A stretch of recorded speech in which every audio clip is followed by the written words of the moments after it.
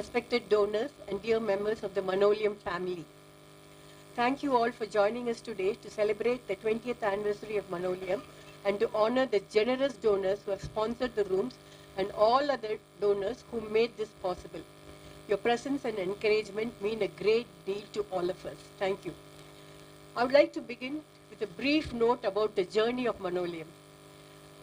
The vision to establish Manolayam began in 2001. The Sekkizhar Manolayam Trust was registered with the guidance and support of great stalwarts such as Justice Rajan, Justice Kiran, and Mr. Jyoti Prakasam, who generously donated this land on which we are gathered today. It's about almost land that he gave us.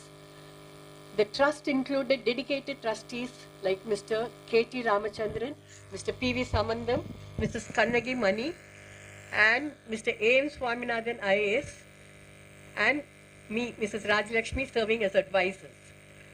Once the land was registered in the name of Sekkizhar Manolayam Trust, discussions began on how best to bring about this vision to life. I was entrusted with the responsibility of planning this building.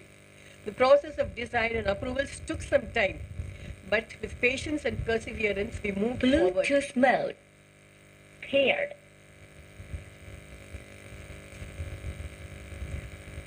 Fundraising for construction began from 2002, and the construction started in 2004, and the building was completed in 2007. It took us that long a time because getting funds in the beginning was difficult, and we had to do it in stages as we got funds.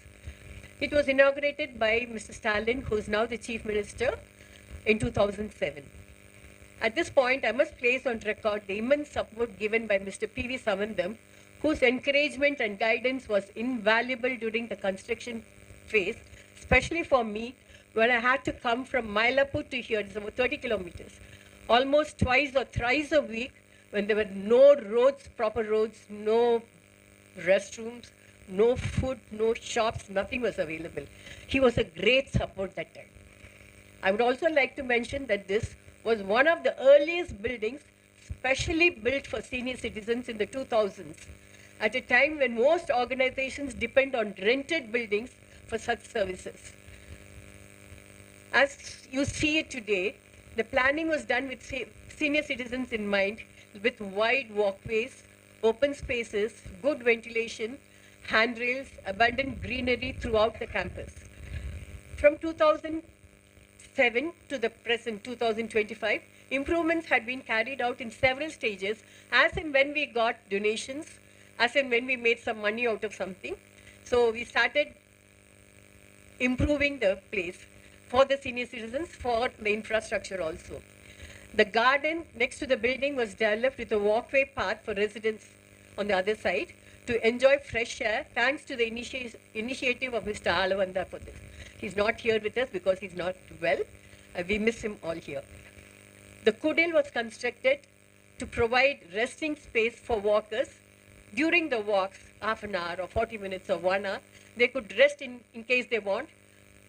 Water was provided there, chairs were given there, they could sit and talk for some time and continue the walk. Solar panels were installed. Recently, a bioseptic tank was also added so that the wastewater, here we don't have the government, the sewage connection drains and all that, so we had to treat that. So rainwater harvesting was implemented along with a good pond to collect the runoff water.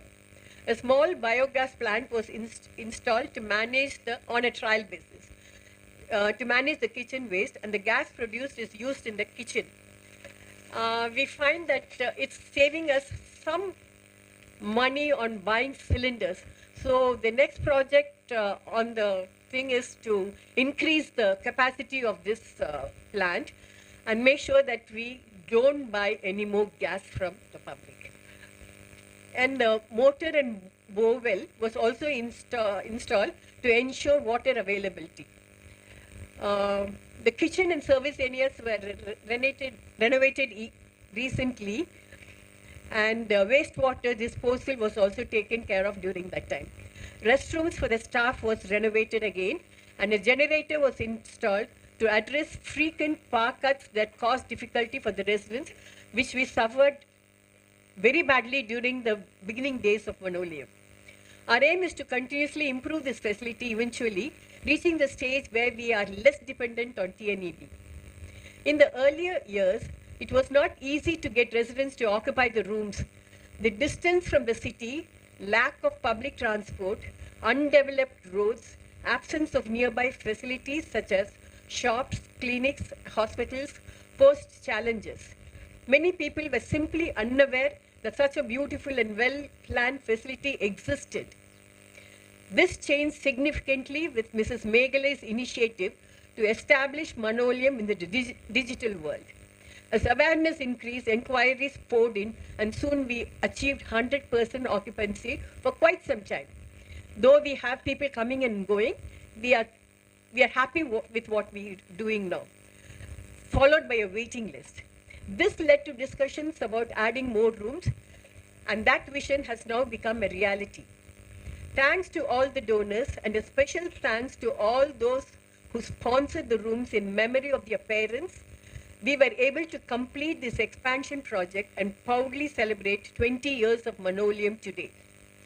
During the construction of additional rooms, the following were also completed: the infrastructure part of it, installation of a lift, construction of underground sump with a capacity of about 28,000 liters, building a compound wall to protect the property, paving that you see here on the eastern side of the open space, redesigning of internal landscapes, which was generously sponsored by my classmate architect Sharath Kumar. One of the most important aspects of Manolayam is that it is not run on a commercial basis. As a result, the charges are kept very low compared to similar senior living facilities. Our sole aim has always been to provide a safe, dignified and affordable home for seniors here who truly need such a facility. Once again, I sincerely thank all the room donors without whom this project could not have been begun or succeeded. Thank you all for being part of this journey and for celebrating this milestone with us.